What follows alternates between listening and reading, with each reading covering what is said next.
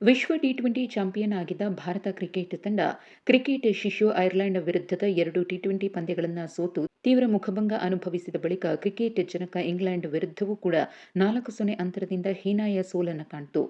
ಶನಿವಾರ ಸೌಥಂಪ್ಟನ್ನಲ್ಲಿ ನಡೆದ 5ನೇ ಟಿ20 ಪಂದ್ಯದಲ್ಲಿ ಭಾರತ ಬರೋಬ್ಬರಿ 56 ರನ್ಗಳ ಅಂತರದಿಂದ ಸೋತಿದ್ದು, ಅಲ್ಲಿಗೆ 1605 ಅಂದರೆ 4 ವರ್ಷ 4 ತಿಂಗಳು 20 ದಿನಗಳ ಬಳಿಕ ಭಾರತ ತಂಡ ಐಸಿಸಿ ಟಿ20 ರ್ಯಾಂಕಿಂಗ್ ಪಟ್ಟಿಯಲ್ಲಿ ಮೊದಲ ಸ್ಥಾನವನ್ನು ಕಳ್ಕೊಂಡಿದೆ. ಇನ್ನು 2ನೇ ಸ್ಥಾನದಲ್ಲಿದ್ದ ಇಂಗ್ಲೆಂಡ್ ಇದೀಗ ಮೊದಲ ಸ್ಥಾನಕ್ಕೆ ಏರಿದೆ. ಈ ಮೂಲಕ ಕಳೆದ 4 ವರ್ಷಗಳಿಗೂ ಅಧಿಕ ಕಾಲ ಮೊದಲ ಸ್ಥಾನದಿಂದ ಕದಲದ ಟೀಂ ಇಂಡಿಯಾ ಇದೀಗ ಐರ್ಲೆಂಡ್ ಮತ್ತು ಇಂಗ್ಲೆಂಡ್ ವಿರುದ್ಧದ ಸೋಲಿನಿಂದ 2ನೇ ಸ್ಥಾನಕ್ಕೆ ಕುಸಿದಿದೆ. ಹಾಗಿದ್ರೆ ಟೀಂ ಇಂಡಿಯಾ ಈ ಪರಿ ಸತತ ಸೋಲುಗಳನ್ನು ಸರಣಿಯಲ್ಲಿ ಕಾಣುವುದಕ್ಕೆ ಏನ್ ಕಾರಣ? ಕ್ರಿಕೆಟ್ ತಜ್ಞರು ಹೇಳುವುದೇನು? ಕ್ರಿಕೆಟ್ ವಲಯದಲ್ಲಿನ ವಿಶ್ಲೇಷಣೆಗಳೇನು ಅನ್ನೋದನ್ನು ನೋಡೋದಾದ್ರೆ, ಭಾರತ ತಂಡಕ್ಕೆ ಈ ಸರಣಿಯಲ್ಲಿ ಅನುಭವಿ ಆಟಗಾರರ ಕೊರತೆ ದೊಡ್ಡ ಮಟ್ಟದಲ್ಲಿ ಕಾಡಿದೆ.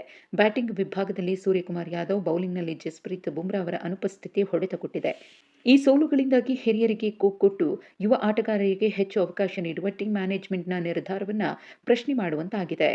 ಇನ್ನು ಟೀಂ ಇಂಡಿಯಾ ಸಂಪೂರ್ಣವಾಗಿ ಬ್ಯಾಟಿಂಗ್ ವಿಭಾಗದಲ್ಲೂ ಫೇಲ್ ಆಗಿದೆ. ಯಾಕಂದ್ರೆ ಸ್ಟಾರ್ ಬ್ಯಾಟರ್ಗಳು ರನ್ ಕಲೆ ಹಾಕುವಲ್ಲಿ ಎಡವಿದ್ದಾರೆ. ಕ್ಯಾಪ್ಟನ್ ಶ್ರೇಯಸ್ ಅಯ್ಯರ್ ಬಿಟ್ರೆ ಬೇರೆ ಯಾವೊಬ್ಬ ಬ್ಯಾಟರ್ ಕೂಡ 200ಕ್ಕಿಂತ ಅಧಿಕ ರನ್ ಕಲೆ ಹಾಕಲಿಲ್ಲ. ವಿಶ್ವದ ನಂಬರ್ 1 ಬ್ಯಾಟರ್ ಇಶಾನ್ ಕಿಶನ್ 122, 2ನೇ ಸ್ಥಾನದಲ್ಲಿರುವ ಅಭಿಷೇಕ್ ಶರ್ಮಾ 131, ತಿಲಕ್ ವರ್ಮಾ 104 ರನ್ ಗಳಿಸುವಲ್ಲಿ ಮಾತ್ರ ಶಕ್ತರಾದ್ರು.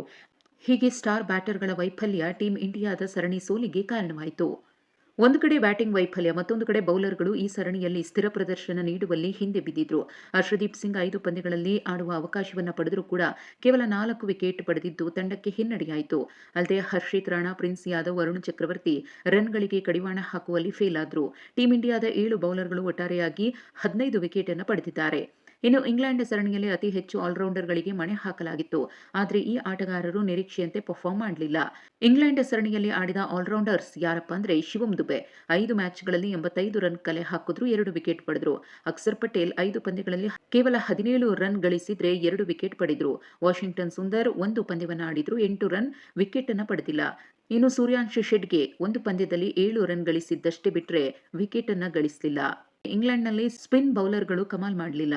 ಸರಣಿಯಲ್ಲಿ ವರುಣ್ ಚಕ್ರವರ್ತಿ, ರವಿ ಬಿಷ್ಣೋಯಿ, ವಾಷಿಂಗ್ಟನ್ ಸುಂದರ್ ವಿಕೆಟ್ ಪಡೆಯುವಲ್ಲಿ ಫೇಲ್ ಆದರು. ಒಟ್ಟಾರೆ ಸರಣಿಯಲ್ಲಿ ಈ ಸ್ಪಿನ್ ಬೌಲರ್ಗಳು ಕೇವಲ 26 ಓವರ್ಗಳನ್ನು ಮಾತ್ರ ಮಾಡಿದ್ದು ಕೇವಲ 3 ವಿಕೆಟ್ ಅನ್ನು ಪಡ್ಕೊಂಡಿದ್ದಾರೆ. ಇದು ಕೂಡ ಭಾರತದ ಹೀನಾಯ ಸೋಲಿಗೆ ಪ್ರಮುಖ ಕಾರಣಗಳಲ್ಲಿ ಒಂದು ಅಂದ್ರೆ ತಪ್ಪಾಗ್ಲಿಕ್ಕಿಲ್ಲ.